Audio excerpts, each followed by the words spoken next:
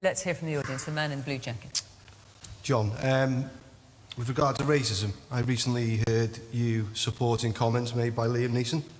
I was just wondering whether you still stand by this. Absolutely. Absolutely. Because... So should we just remind people, these are comments by Liam Neeson who was promoting his film, and he was talking about an incident of a friend of his who had apparently been raped. She said she was raped by someone who was black, and he said that it made him feel that he wanted revenge, and he went out and for a week or so... Yeah. So first of all, he wanted to look for... was hoping someone black, anyone black, would pick a fight with him and that he would kill them. So first of all, you have to listen to the context in terms of what he was and the nuanced conversation that took place. He was talking about the act of revenge. So let's get the idea of a race out of it just to begin with. He's talking about, his film is about revenge. He's talking about the act of revenge and how it can eat you up, how it's all-encompassing and how it's a terrible feeling. So he started talking about Northern Ireland. He started talking about the problems that they had when he was growing up in Ireland. He then veered away from that to talk about an incident of revenge that affected him. Now, as he said, it happened to have been a black person.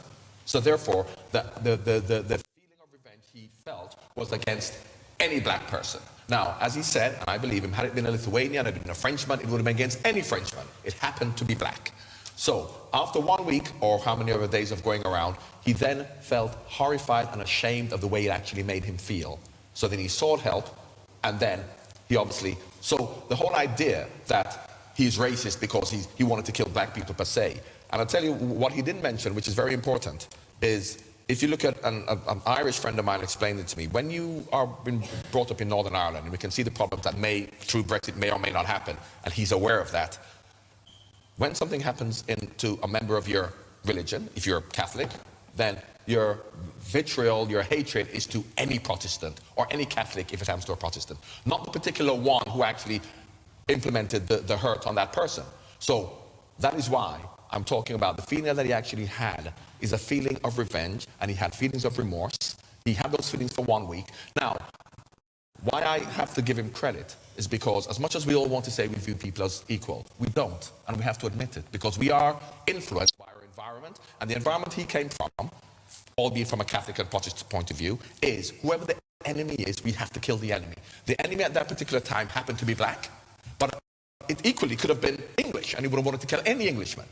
So, but those holier than thou who says how terrible it is, it's a disgrace. What is the truth about the way we all feel about people of different races, different religions? We all discriminate, and we have to admit it. And not only do we admit it, why I'm happy to say that I discriminate unconsciously is because the environment I've been brought up in that shows me that, and it continues to show me that. You read the newspapers every day and you hear about Muslim terrorists and Nigerian gangs, and that gives you a negative impression, not just of terrorists and of conmen or gangs, but also Nigerians and Muslims. And this is the influence that society has on us. So we can't help the way we've been brought up, and unless we are going to be able to have the conversation, rather than as soon as we mention anything say, you're racist, you discriminate, but we don't.